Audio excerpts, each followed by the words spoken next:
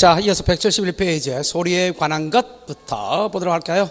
첫 번째, 자음 표기에 관련돼서 얘기할 수 있겠습니다. 일단 자음 표기에서 우리가 기억할 수 있는 것은 주의할 것이다. 첫 번째, 자, 이유 없이 된소리되는 거. 이유 없이 된소리되는 거.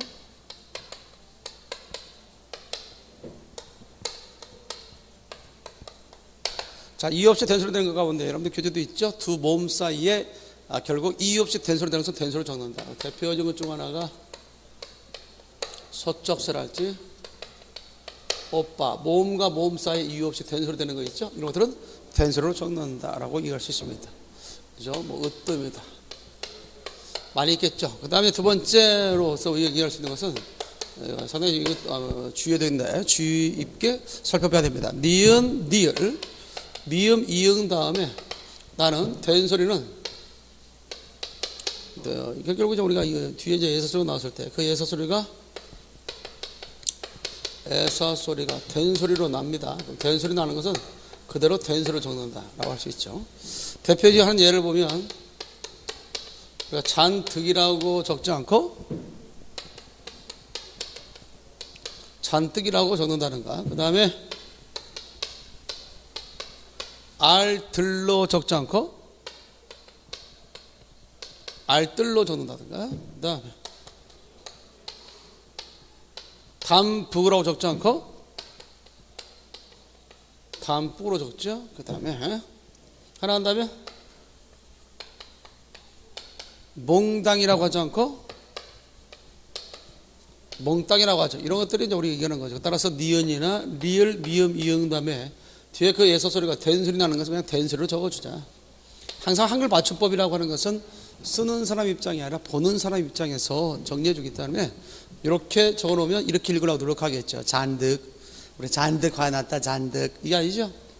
알들한 당신, 알들한 당신이나 알뜰한 당신. 담북 주었다가 담북, 그다음에 몽땅 가져가, 몽땅 가져가 이렇게 되겠죠. 이렇게 해서 이런 부분에 대해서 기억해둬라. 자, 그 다음에 이제 뭐니도 또 중요한 단어들이 있는데 대표적으로 세 번째 기억할 수 있는 것이 있습니다. 여러분들 그 박스 속에 들어있는 내용 가운데 안들름 소리와 안들름 소리, 특히 기억이나 우리 기억 있죠? 기억이나 비읍 받침, 기억이나 비읍 받침 뒤에 그 예서 소리, 예서 소리가 왔을 때는 그 예서 소리가 뭐 된다 할지라도 된 소리 된다 할지라도 소리가 된 소리로 날지라도 이거는 그대로 예사 소리로 적습니다. 예사 소리로 적는다. 이게 무슨 말이냐? 근데 우리가 보게 되면 다음 같은 거 있죠? 국수라는 단어가 있다. 앞에 기억, 안들림 소리, 뒤에 시옷, 안들림 소리. 이렇게 안들림과 안들림만 났을 때 소리는 분명히 뭘로 납니까? 국수로 나죠. 그럼에도 불구하고 적을 때는 이것을 국수로 적는다라는 것을 보여주고 있는 것이고, 그 다음에 하나 더 온다면 법석이라는 단어가 있다 할 때 소리가 뭐로 나요? 이것이 법석이다 할 때 이렇게 소리가 날지라도 적을 때는 법석으로 적어야 된다는 사실을 기억할 필요가 있겠다. 이런 부분에 대해서 생각해 보면 되겠다. 자, 그러면서 여기가 중요한 것이 있습니다. 그럼에도 불구하고 우리가 기억이나 비읍 이거 있죠? 이거 상당히 중요합니다. 네 번째라기보다는 여기다가 중요 표시를 해 놓는 게 좋겠네요. 자, 기억이나 비읍 받침 뭐로 끝난 말 가운데 뒤에 이제 뭐가 붙을 수 있는 우리가 기억이나 비읍 받침으로 끝난 말 다음에 우리가 이해할 수 있는 것이 있어요. 다음 같은 것들. 자, 예를 들어서 다음 같은 것들을 기억할 수 있겠습니다. 똑딱 있죠? 이것을 우리는 뭘로 적지 않고 이렇게 똑딱이라고 적지 않는다. 자, 기억 받침 뒤에 에서스라고 와서 분명히 소리는 된소리 납니다만은 일대 주의할 것이 있어요. 같은 소리가 연거푸 나면 같은 같은 의문으로 적어준다. 그래서 똑딱이라고 하는 것이고, 그 다음에 딱딱거리다. 딱따구리 있죠? 딱따구리. 딱따구리 할 때도 이것을 이런 식으로 적으면 틀리죠.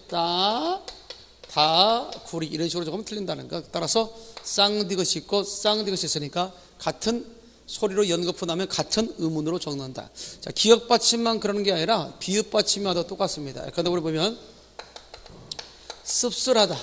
참 씁쓸하고만. 씁쓸하다 있죠. 씁쓸하다 할 때도 이때 비읍 받침이 있죠. 그럼에도 불구하고 이렇게 쌍시옷 같은 소리가 같은 된소리가 나면 결국 같은 음운으로 적어준다. 이런 것들 우리가 생각해 줄 수 있겠죠. 따라서 짤하다, 짭짤하다도 마찬가지겠죠. 이때 비읍이 있습니다만 쌍지읒 이렇게 해서 같은 음운으로 적어준다. 이것과 틀려요. 이것은 같은 음운이 아니잖아요. 또 하나 우리가 보게 되면 이것과 비교되는 것 중에 하나가 다음 같은 경우를 통해서 얘기할 수 있죠. 어떤 것이 맞을까? 쑥떡대다가 맞을까? 쑥떡대다가 맞을까? 아니면 쑥덕대다가 맞을까?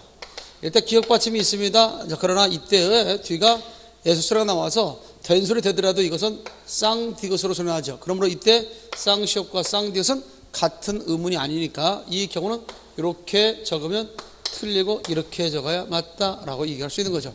자, 그런 점에서 자음표기와 관련돼서 그 부분은 상당히 잘 나왔기 때문에 확실하게 좀 알아둘 필요가 있다. 따라서 거기 171페이지 2번 항목에 관련해서 예외적으로 똑똑은 그 기억받침 뒤에 된소리 쌍디귿으로 나는 경우이나 똑이라는 음절이 두 번 겹쳐 나는 경우로 된소리를 표기하고 쌉쌀하다도 역시 비읍받침 뒤에서 된소리 쌍시옷 소리 나는 경우나 쌉과 쌀이 비슷한 음절을 겹쳐 나는 경우이기 때문에 된소리를 표기한다. 그래서 딱딱 쌕쌕 쓱싹 쓱싹 싹싹싹 씁쓸하다 이렇게 적는다는 것도 기억해 둘 필요가 있습니다. 자, 다음에 두 번째 이제 우리가 171페이지에 2번에 모음 표기와 관련해서 이것이 이제 자음 표기에 관련된 내용으로서 이해될 수 있는 거고, 자, 모음 표기와 관련돼서 가장 대표적으로 기억해야 될 것 가운데 하나가 뭐냐면 모음 뒤에서 에라는 것이 있고 그 다음에 으라는 것, 이것을 우리가 어떻게 표기할 것이냐에 대해서 기억하는 것이죠. 대체적으로 예라고 할 때 이 예는 소리가 예로 날지라도 예로 적어야 된다라는 것이겠죠. 그래서 우리가 하나의 예를 들어서 보면 혜택이 있다. 혜택일 때 소리는 뭘로 날지라도 그렇죠. 혜택이다. 이렇게 소리 낼지라도 적을 때는 혜택으로 적으라. 그런 얘기를 보여주고 있는 것이고요. 다만 우리 한자 가운데 한자는 원래 본음대로 추종해서 적었기 때문에 우리가 대체적으로 얘기했을 때 대표적인 것 중 하나가 원래 음이 게시판이었던 거 기억해도 게시판이랄지 특히 발음 관련해서 휴게실 있죠? 게시판, 휴게실. 또는 우리가 기억하실 때 또 뭐가 있습니까? 무엇을 게재하다 할 때, 걸게자 할 때도 게재하다. 불교의 창송 노래 가운데 개송이라고 하는 것도 있습니까? 없습니까? 있죠? 또는 국기를 갖다 개양하다 할 때 개양이라는 것. 이것은 원래 한자음이 개기 때문에 다 개로 적어야 된다는 사실을 보여주고 있는 거죠. 자, 의와 관련돼서 우리가 기억할 수 있는 것은 뭐냐? 뭐는 일단 둘째 음절로 오게 되면 주의할 때 소리가 뭐로 날 수 있어요? 주의 이렇게 이로 날 수 있기 때문에 이로 날지라도 적을 때는 의로 적어야 된다는 사실을 알 수 있는 거죠. 관형격 조사 가운데 우리 의할 때 이 의가 예로 소리 날 수도 있거든요. 그럼에도 불구하고 적을 때는 의로 적어야 된다는 거. 우리가 맞춤법이라는 것은 소리 문제가 아니라 표기 문제라는 것을 기억해 둘 필요가 있습니다. 그 다음에 닝큼이라는 단어가 있다. 자, 닝큼이라는 단어가 있을 때 이렇게 의라는 모음이 왔을 때 초성이 자음으로 쓸 때는 의가 오면 이 경우는 이때 의가 이로 발음할 수 있죠. 그래서 소리는 닝큼으로 납니다만은 적을 때는 니로 적어야 된다는 것. 이것을 보여주고 있는 것이 바로 여러분들 교재 171페이지 하단에 있는 내용이라는 것을 기억할 필요가 있습니다. 자, 그러면서 교재 172페이지 보니까 한 단어 안에서 같은 음절이나 비슷한 음절이 겹쳐나는 부분은 같은 글자로 적는다. 그래서 아까 설명했던 내용이 계속 있네요. 딱딱, 쌕쌕, 씩씩, 떡딱떡딱, 쓱싹쓱싹, 연연불망, 유유상종, 누누이 이런 것들이 있죠. 꼿꼿하다, 놀놀하다, 눅눅하다, 밋밋하다, 싹싹하다, 쌉쌀하다, 씁쓸하다, 짭짤하다까지 이렇게 해서 같은 결국 된소리가 나면서 같은 음운으로 될 때는 같은 소리로 적어준다는 사실을 잊지 말고 알아둘 필요가 있습니다. 그런 내용을 중심으로 해서 생각하면 되겠다. 자, 그다음에 음운 현상에 관련지어서 이제 우리가 소리에 관한 것 가운데 특히 가장 잘 나왔던 것이 두음 법칙에 대한 이야기예요. 두음 법칙에 관련돼서 거기에 1번, 2번, 특히 1번, 2번, 3번 부분 상당히 중요하고요. 거기에 따라서 또 하나 기억할 수 있는 것이 5번 같은 경우, 그 다음에 6번도 역시 잘 나오네요. 이 중에서 우리 두음 법칙에 관련돼서 보면 첫 번째, 단어의 첫머리 오는 니은, 니을은 이응이나 니은으로 적는다. 그랬죠? 그래서 요소. 그러나 둘째 음절 이하로 자동 원래 음대로 적어야 되겠죠. 그래서 당뇨로 되게요. 양심을 때 첫 음절에 두음 법칙이 적용됐지만 둘째 음절 설량은 그대로 적었죠. 낙원 역시 원래 락자인데 두음 법칙을 적용해서 낙원을 했지만 쾌락할 때는 그대로 원음대로 적었다는 점. 자, 그러면서 두음 법칙과 관련돼서 다음 같은 사항이 상당히 중요합니다. 요것을 잘 기억을 해둘 수 있어야겠다. 자, 한글 맞춤법 표기에 관련된 내용으로서 잘 나오는데 이 두음법칙의 대응은 다음 같은 경우를 통해서 이해할 수 있겠죠. 말 첫머리 특정자음이 오는 것을 꺼리는 것을 두음법칙인데 다음 같은 그게 세 가지. 원래 두음법칙은 말 첫머리 특정자음이 오는 걸 꺼리는 것을 두음법칙이라고 하는데 둘째 음절 이하에서 두음법칙을 적용해서 적는 경우가 있다는 얘기죠. 그러다 보니까 이 부분에 대해서 상당히 헷갈리는 경우가 있거든요. 자, 그래서 이번 첫 번째 첫 음절이 아님에도 불구하고 즉 두음법칙을 적용해서 적는 경우는 어떤 것들이 있을까? 첫 번째 우리가 기억할 수 있는 것이 한자허 니은 받침 한자어 니은 받침으로 끝난 말이나 한자어 니은 받침으로 끝난 말이나 또는 우리가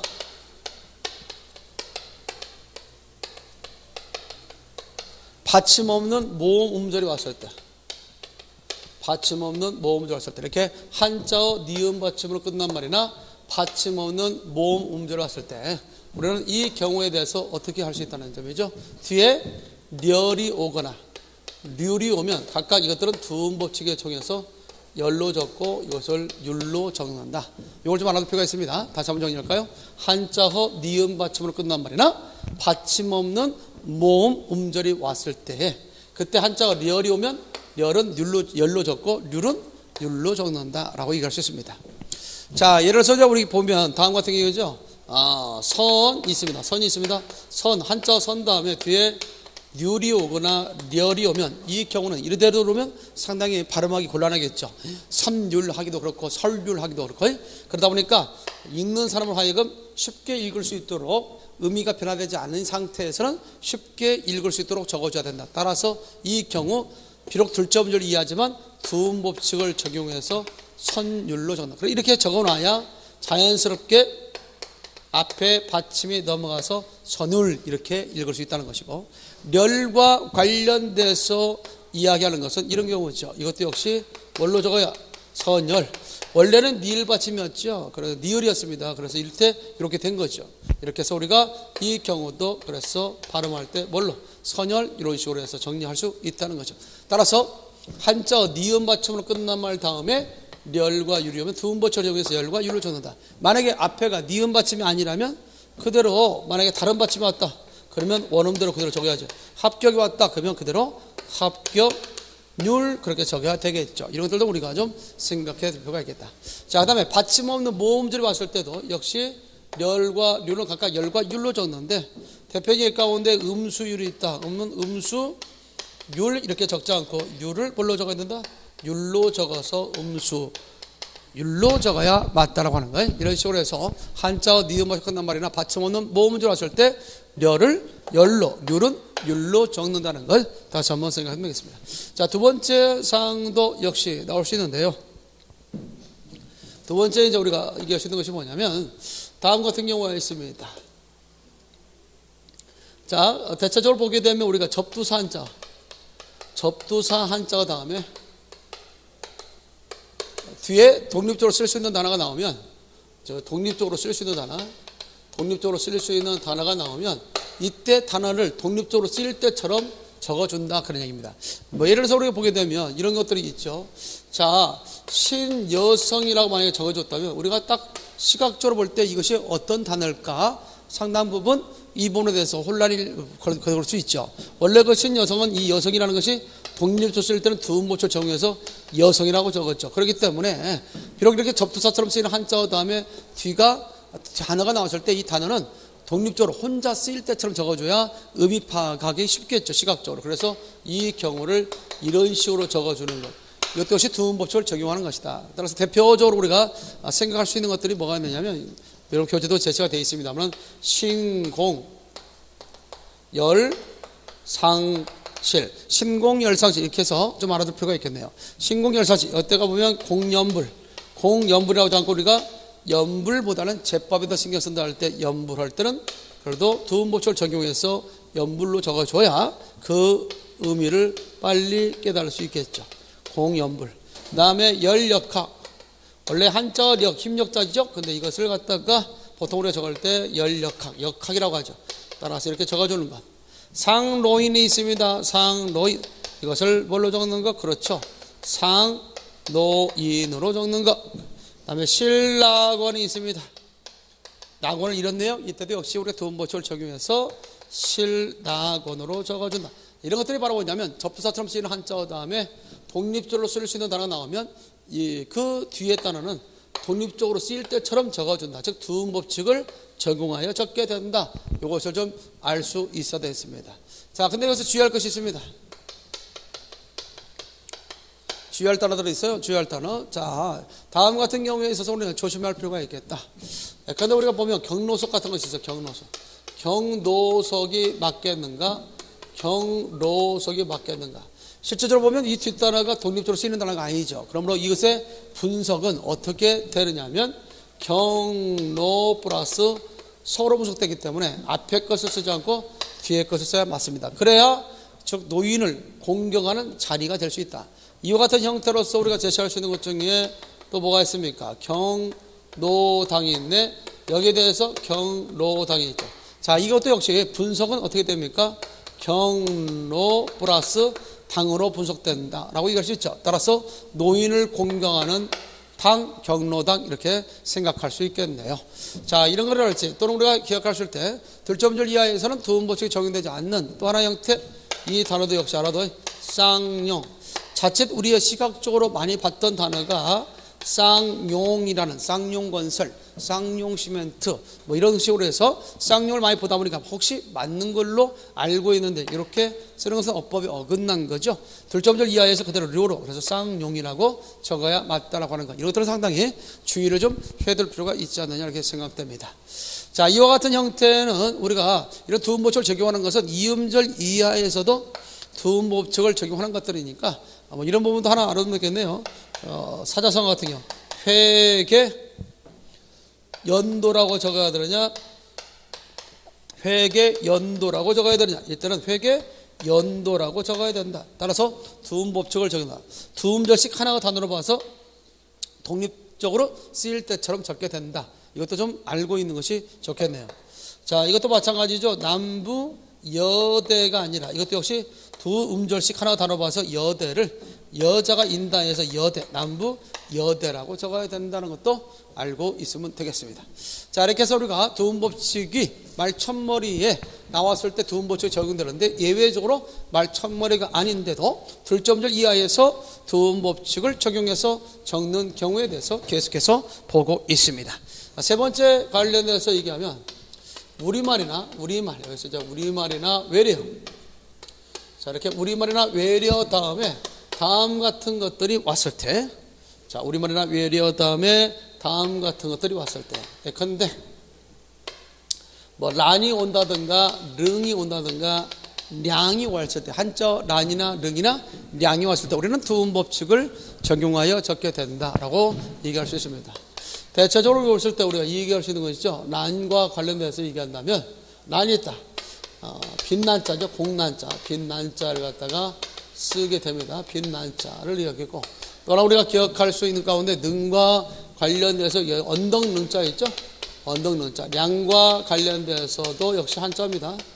자, 이렇게 왔을 때 이것들은 각각 두음법칙을 적용해서 적게 된다. 그래서 난을 갖다가 난으로 적고 능을 능으로 적고 량을 양으로 적는다. 이렇게 해서 우리말이나 외래어 다음에 이렇게 한자어 란, 능, 량이면 두음법칙을 적용해서 난, 능, 양으로 적는다라고 할 수 있습니다. 대표적 가운데 보게 되면 어머니가 우리말이죠. 그러니까 어머니 란으로 적지 않고 그대로 난으로 적는다. 외래어가 왔을 때 역시 가십이란 말을 했을 때 여기서 난으로 적어야 된다. 그러나 여기서 이제 우리가 생각해야 될 것 중에 하나가 한자가 왔다면 앞에 우리말이나 외래어가 아니라 한자가 왔다면 이 경우에 있어서 뒤에 란이 온다든가 그 다음에 릉이 온다든가 량이 오면 이것은 그대로 원음대로 란으로 적어야 되고 릉으로 적어야 되고 량으로 적어야 된다는 사실을 기억할 필요가 있습니다. 예를 들어서 보게 되면 대체적으로 가정란이 있다 그러면 가정이 자체가 한자니까 그대로 란으로 적어야 된다는 점. 만약에 이것을 자칫 잘못 적어서 가정란이라고 적으면 틀리게 된다는 것도 아울러 알아두면 되겠습니다. 마찬가지로 왕릉도 마찬가지로 이렇게 적어야 되고요. 강수량 할 때 이렇게 한자가 오면 그대로 원음대로 적어야 된다. 자, 그런데 만약에 우리말이 왔다.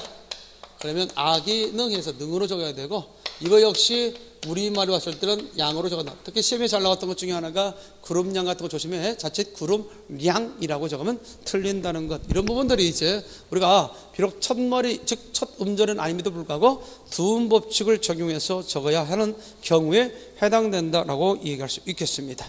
교재에 그와 같은 내용들을 좀 쭉 제시해 놨죠. 잘 기억을 해 두시면 되겠고요. 다만 다음 같은 경우 있죠. 172페이지에 2번 내용, 2번, 동그라미 2번에 그 밑에 다음 같은 단어들은 본음대로 적는다 했지. 신년도, 구년도. 우리가 회계연도 할 때는 앞서 회계연도 할 때는 이런 식으로 적었지만, 구년도, 신년도 할 때는 분석이 구년도, 그 다음에 신년도 이런 식으로 분석되기 때문에 이 경우는 그대로 구년도, 신년도로 적어야 맞다라고 하는 걸 다시 한번 잘 기억해 두시고요.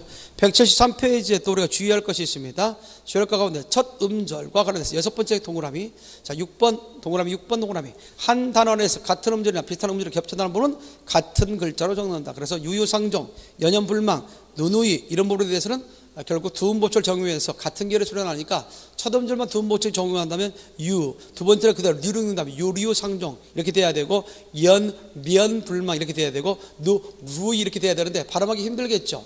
그렇게 적어놓는다면 적는 사람이 쉽겠지만 읽는 사람이 어려우니까 이 경우는 같은 계열의 소리로 적어주는 겁니다. 그래서 유유상종, 연연불망, 누누이 적어준다. 다만 다음 같은 단어들은 첫 음절은 두음보칙이 적용되지만 둘째 음절은 그대로 원음대로 적는 게 있죠. 근데 늠름하다, 냉랭하다, 적나라하다, 연년색, 역력하다, 녹록하다 이런 단어들은 첫 음절은 두음보칙이 적용되지만 둘째 음절은 두음보칙이 적용하지 않고 원음대로 적는다는 걸 보여주고 있습니다. 그 부분 확실하게 잘 기억해 둘 필요가 있습니다.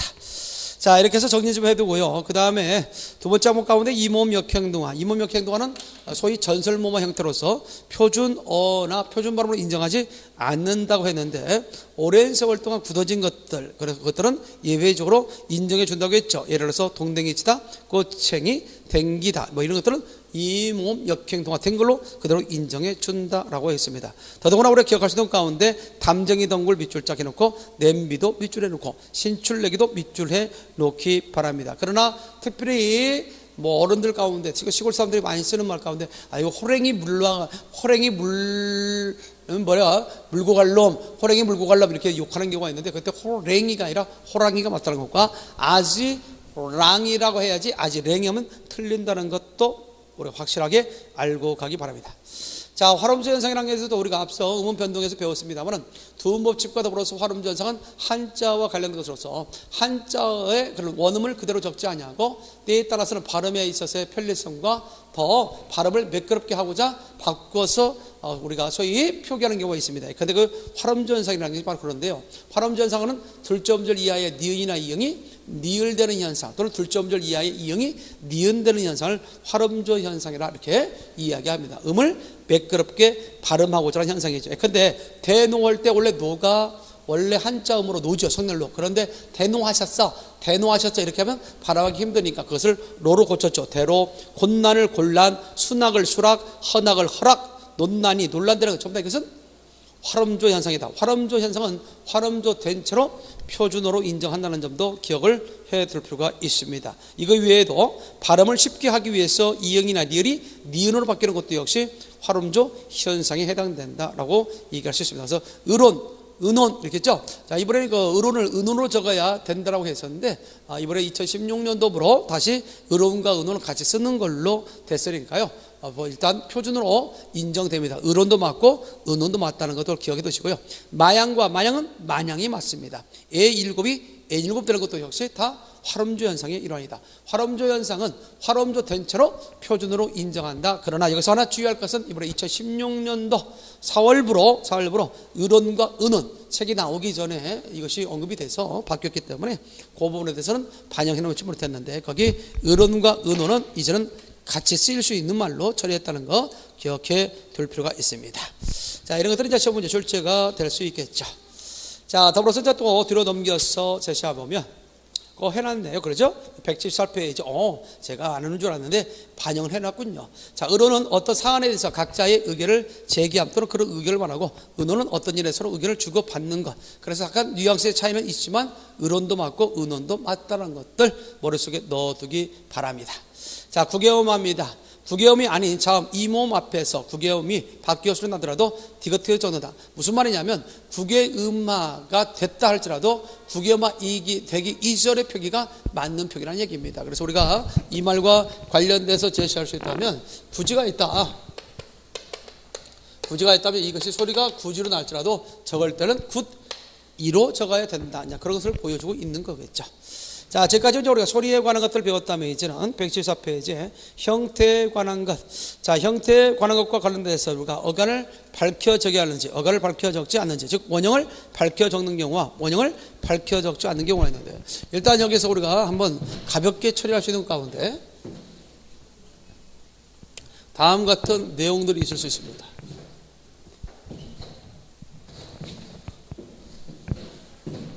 자, 우리가 이거 했을 때 어떤 경우가 원형을 밝혀 적지 않을까? 일단 통계적으로 우리가 좀 종합적으로 정리해 보면 원형을 밝혀 적지 않는 경우들이 더러 보입니다. 원형을 밝혀 적지 않는다. 자, 이 말은 다른 말로 바꾸면 형태를 밝혀 적지 않는다. 형태를 밝혀 적지 않는다. 이런 말이고, 그러니까 한마디로 말해서 이것들은 소리대로 적는다.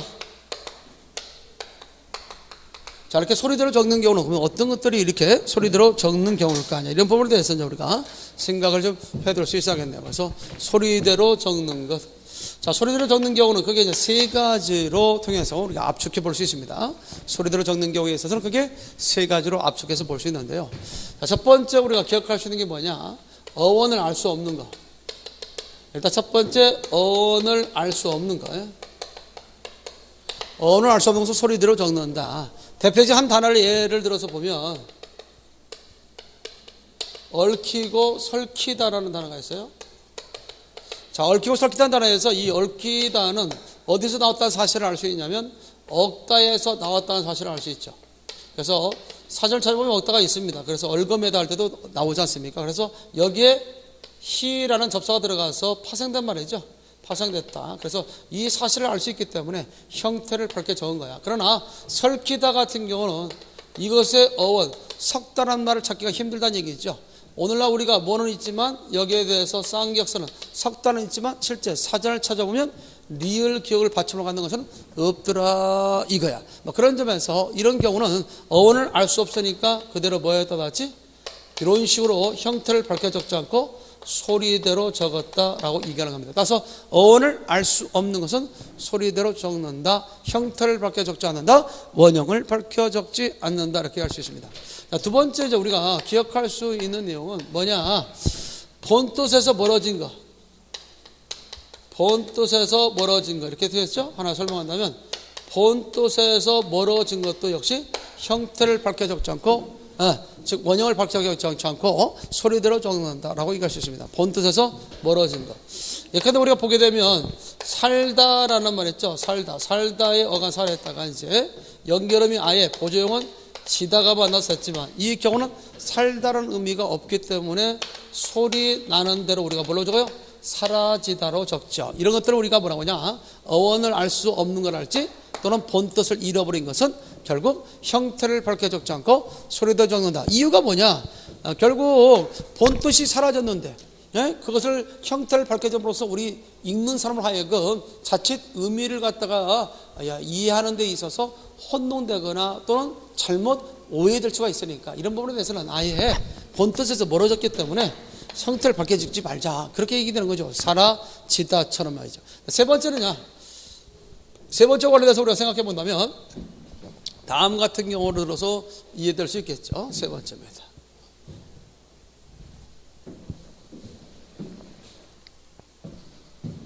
세 번째를 보게 되면 이거죠. 보편적인 전미사.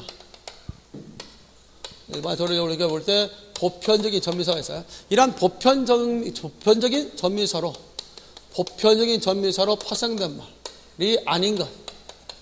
보편적인 전미사로 파생된 말이 아닌 것은 소리대로 적자, 즉 원형을 밝혀 적지 않는다라고 얘기할 수 있는 거죠. 그래서 보편적인 전미사로 파생된 말이 아닌 것은 뭐냐라고 얘기할 수 있겠죠. 자, 그런 점에서 우리가 얘기할 수 있는 것이 뭐냐? 대표적인 것이 명사와 전미사. 대표적인 중에 하나가 명사와 전미사가 있어요. 명사와 전미사의 가장 대표적인 보편적 전미사는 모음을 썼던 말이 있죠. 우리가 같은 것이랄지, 그 다음에 이 같은 경우, 이러한 명사와 전미사, 이런 보편적인 전미사로 파생된 말은 형태를 밝혀 적는다라고 얘기할 수 있는 거죠. 또 하나 우리가 부사와 전미사 관련해서, 부사와 전미사 관련해서, 보편적인 부사와 전미사는 뭐가 있느냐? 우리 대표적으로 이가 있습니다, 희가 있습니다. 이런 우리 부사와 전미사가 있죠. 이나 뭐가 있다는 점 같이 희가 있다. 자, 이런 것들로 인해서 파생된 말은 우리가 형태를 밝혀 적지만 그렇지 않는 것들은 소리대로 적자라고 하는 것을 얘기하고 있는 거거든요. 그래서 대체적으로 보면 이런 내용들이 골자로 해서 계속 원형을 밝혀 적는다, 원형을 밝혀 적지 않는다, 이런 것들이 나올 겁니다. 하나의 예를 들어서 본다면 이런 것들이 있을 수 있겠죠. 맞다란 말이 있다. 맞다. 자, 맞다에 대해서 이게 보편적 전미사를 통해서 파생됐을 때는 형태를 밝혀 적는다라고 했죠. 그래서 맞다에 대해서 맞음이나 또는 맞이, 형태를 밝혀 적었지만 예를 들어서 보편적 전미사가 아닌 맞다에 대해서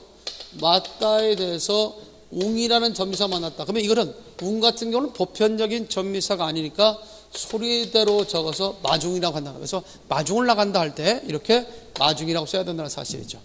자, 이와 같은 형태를 볼 수 있는 것이고, 부사와 전미사와 관련돼서 있을 때도 자, 이렇게 일찍이라는 말이 있다. 일찍 했다. 다시 보편적 전미사 이를 통해서 부사로 파생되는데 이런 경우가 나왔을 때는 우리가 형태를 밝혀 적어야지, 일찍이라고 해야지 이것을 소리나는 대로 일찍이라고 적지 않는다, 이것을 보여주고 있는 겁니다.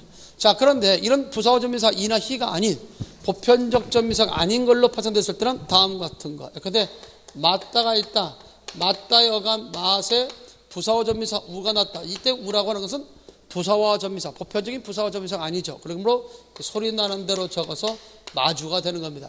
자, 이렇듯 우리가 앞으로 원형을 밝혀 적지 않는 경우에 있어서는 우리가 소위 어떤 경우들이 있다는 점, 어원을 알 수 없는 것이랄지, 또한 본뜻에서 멀어진 것이랄지, 또는 우리가 얘기했을 수 있죠. 뭐가 있을 때, 그렇죠. 보편적 전미사로 파생된 말이 아닌 경우는 대체적으로 소리대로 적는다, 이런 것들을 보여주고 있습니다.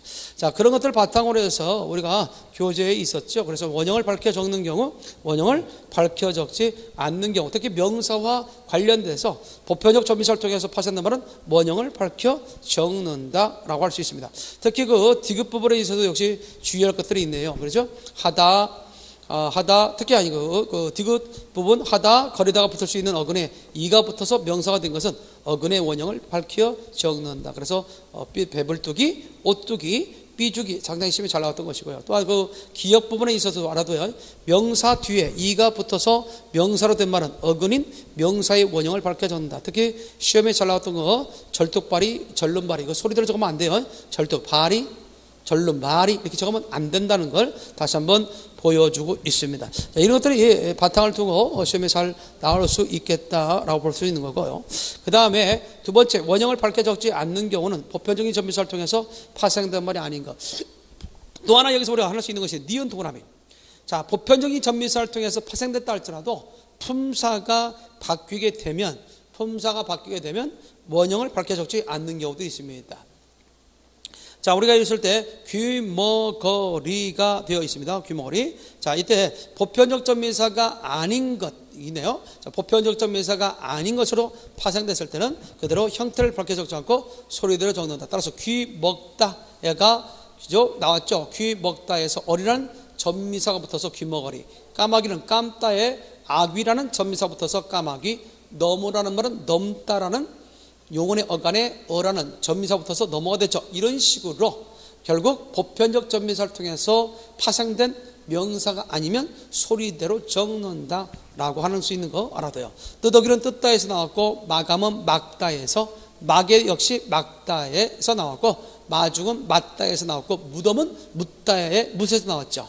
이해됐죠? 이런 부분도 역시 우리가 알아보면 되겠고요. 비렁은 빌다에서 나왔죠. 빌다 빌어먹는다 할 때 엉뱅이가 붙어서 빌엉뱅이가 됐네요. 쓰레기는 쓸다, 올가미는 옥다에서 나온 말이고, 죽음 같은 경우는 죽다에서 나온 말이죠. 이렇게 보편적 접미사를 통해서 파생된 말이 아닌 것은 소리대로 적는다.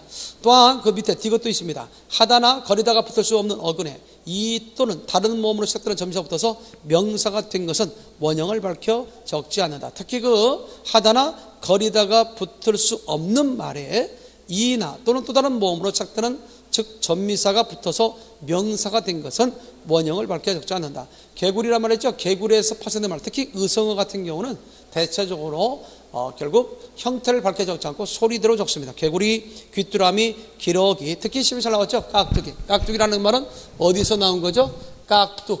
깍두기라는 의성어에서 파생된 말. 그래서 이것이 넘어가서 깍두기가 됐다는 말 잊지 말고 알아둘 필요가 있습니다. 이 밖에 꽹과리, 날라리, 누더기, 동그라미, 두드러기, 딱따구리 앞서 얘기했던 것처럼 알아두시고요.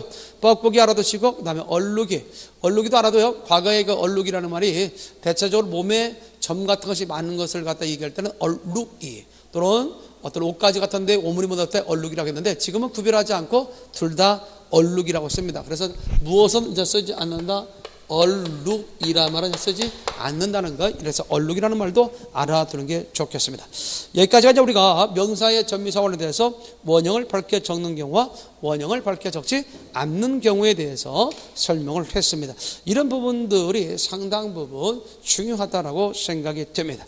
자, 이렇게 해서 우리가 형태에 관한 것 가운데 일단 기억해 둘 것은 명사와 접미사 표기 와 관련해서 원형을 밝혀 적는 것과 원형을 밝혀 적지 않는 경우. 앞서 원형을 밝혀 적는 경우는 어떤 경우라고 했어요? 그렇죠? 우리가 사실 보편적 접미사를 통해서 파생될 때 원형을 밝혀 적는다고 했죠. 그런 부분에 대해서 주의를 좀 해둘 수 있어야 되겠다. 특별히 그 부사와 접미사와 관련돼서 하나 더 한다면 175페이지에 이와 히로 구별하는 것들이 있죠. 우리가 이를 써야 되느냐 히를 써야 되느냐에 대해서 설명한 적이 있었을 텐데 이 경우도 역시 첩어명사로 됐을 때는 이때는 이를 붙입니다. 그래서 간간히, 겹겹이, 나다리, 나나리, 다다리 이렇게 번번이 이렇게 했을 때 첩어명사일 때는 이를 쓴다는 것도 기억을 해두시고요. 그 중에 우리가 번번이 밑줄짝, 짬짬이에 밑줄짝 해놓기 바랍니다. 자, 이런 부분에 대해서 이제 우리가 주의를 좀 해둬야 되는데 가끔 시험 문제 나왔을 때 우리가 이를 써야 되느냐 히를 써야 되느냐에 대해서 논란이 될 수가 있거든요. 그랬을 때 이를 갖다가 쓸 때도 있고 히를 쓸 때도 있는데 이나 히를 갖다가 의미를 구별할 때는 들은 있죠. 그래서 우리가 히를 붙였느냐 이를 따라서 달라질 수 있는 것이 이제 뭐냐면 번번이라는 말이 있고 여기다가 번번히라는 단어가 있죠. 이것들 또 하나 기억을 좀 해둬야 되겠고 또 하나 우리가 기억나면 푼푼이라는 말이 있어요. 푼푼이가 있고 푼푼히가 있다. 이런 단어들도 우리가 좀 생각을 좀 해둘 수 있지 않느냐.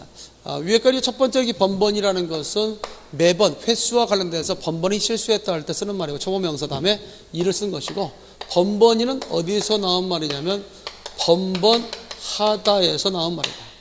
자, 푼푼이도 마찬가지입니다. 그러니까 이 번번이라는 것은 번번이 생기지도 못한 것이 이렇게 할 때 쓰는 말이고 번번이는 번번이 실수했다 할 때 쓰는 말입니다. 푼푼이라는 말은 초보명사로서 한 푼, 두 푼 모아서 이렇게 100만 원을 만들었다 할 때 한 푼, 두 푼 할 때는 푼푼이는 이걸 써야 됩니다. 근데 이 푼푼이는 어디서 나온 말이냐? 넉넉하다는 말에서 나온 거거든요. 그래서 푼푼하다에서 나왔다. 푼푼하다. 그래서 푼푼하다에서 푼푼이가 나왔다. 그래서 넉넉하다. 이 푼푼하다는 넉넉하다는 뜻을 갖고 있습니다. 이런 부분들이 이제 우리가 생각해 둘 필요가 있겠다라고 봅니다. 그래서 푼푼하다, 넉넉하다는 의미로서 이해된다. 자, 이렇게 해서 우리가 정리 좀 해두면 되겠고요. 이 밖에 시옷 받침 뒤에는 이를 붙이고요. 비읍 불규칙 용언도 역시 이를 붙입니다. 자칫 잘못해서 가벼히 외로히 하면 안 된다는 것도 알아두시고요. 부사가 재차 부사로 파생된 경우도 이를 붙입니다. 곰곰이, 더욱이, 그다음에 생것이, 오뚜기, 일찍이 이렇게 붙인다는 것도 알아두시고요. 자, 히를 붙이는 경우는 시옷 받침이 아닌 것으로 끝난 말 가운데 하다가 붙을 수 있는 말이라면 히를 붙입니다. 그래서 급히, 딱히, 좋기, 엄격히, 정확히. 그 다음에 우리가 소위 울림소리, 니은이랄지 또는 받쳐보는 모음절이랄지 이응이랄지 미음이랄지 이런 것 다음에 대체적으로 뒤가 우리가 소리가 이나 히로 나는 것은 다 히로 적습니다. 그래서 고요하다, 고요히, 공평히, 과감히, 급급히, 꼼꼼히, 능히 자, 그런 것들도 우리가 알 수 있어야 되겠습니다. 자, 이런 것들은 이제 상당히 중요한데요. 여기서 우리가 하나 살펴서 생각해 둔다면 더러는 이제 문제 가운데 이렇게 제시될 수 있겠죠. 우리가 부사와 전미사 관련돼서는 이를 써야 되느냐, 히를 써야 되느냐 그런 것들이 구별하는 유형의 문제가 시험에 출제되기도 하니까요. 예를 들어서 1번 깊숙이라는 단어가 있다. 2번 빽빽히라는 단어가 있다. 그 다음에 3번 꼼꼼히라는 단어가 있다. 그 다음에 4번 우리가 이해할 수 있겠죠? 그 다음에 촉촉이라는 단어가 있다. 자, 이 중에서 다음 중 틀린 걸 찾아라 할 때 어떻게 뭐가 답일 것인가 라고 할 때 가장 중요한 것은 일단 틀린 것은 결국 빽빽히가 아니라 빽빽이라는 것이요. 특히 우리가 기억할 수 있는 것은 기역받침으로 끝난 말, 기역받침으로 끝난 말 가운데 잘 알아야 돼요. 기역받침으로 끝난 말 가운데 뒤에 하다나 거리다를 붙일 수 있는 말, 하다나 거리다를 붙일 수 있는 말 가운데 우리가 뭘 써야 되냐. 소리가 이로 나는 것이 있고 소리가 히로 나는 것이 있으면, 소리가 이로 나는 것이 있으면 이로 적고 히로 나는 것이 있으면 히로 적는다. 이것이 상당히 좀 어려운 것 중에 하나입니다. 그래서 이것들은 주의를 해서 항상 관심을 갖고 공부해야 된다. 따라서 일단 이것도 깊숙할 때 기역으로 끝났죠. 그럴 때 깊숙하다 되니까 원래 히를 해야 되는데, 즉 하다를 붙일 수 있으면 히를 붙여야 하는데, 이 경우는 오히려 이라고 발음하는 것과 히라고 발음하는 가운데 깊숙이 할 때 편한 것은 이거 편한다. 그래서 이렇게 이로 적어야 된다. 빽빽이라는 말도 역시 기역받침으로 끝난 말 가운데 빽빽하다 되니까 이때도 이로 나는지 히로 나는지 구분한다. 빽빽히 힘들다, 빽빽이 자연스럽다. 그래서 이를 적어야 맞다라고 하는 것이고, 꼼꼼 같은 경우는 그대로 꼼꼼하다 되니까 미음 받친 다음에 이나 히로 타다는 것은 이로 적는 것이 않고 히로 적는다. 그래서 꼼꼼히 맞습니다. 촉촉이도 마찬가지야.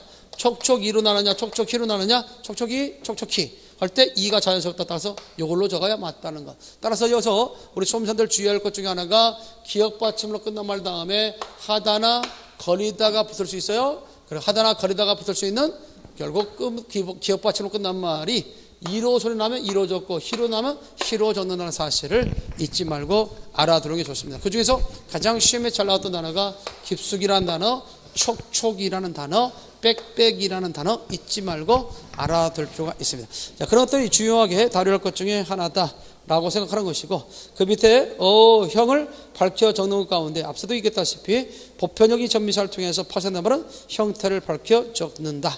그러나 그 밑에 세 번째처럼 어형을 밝혀 적지 않는 경우는 보편적 전미사로 파생된 말이 아니기 때문에, 근데 거뭇거뭇이란 말은 검다에서 왔지만 우시란 말이 보편적 전미사가 아니기 때문에 그대로 소리대로 적은 경우다라고 이해할 수 있겠습니다. 자, 일단 여기까지 우리가 주요 내용으로서 접해볼 수가 있을 것 같습니다. 잠깐 쉬었다가 또 이어서 계속 만나보도록 하겠습니다.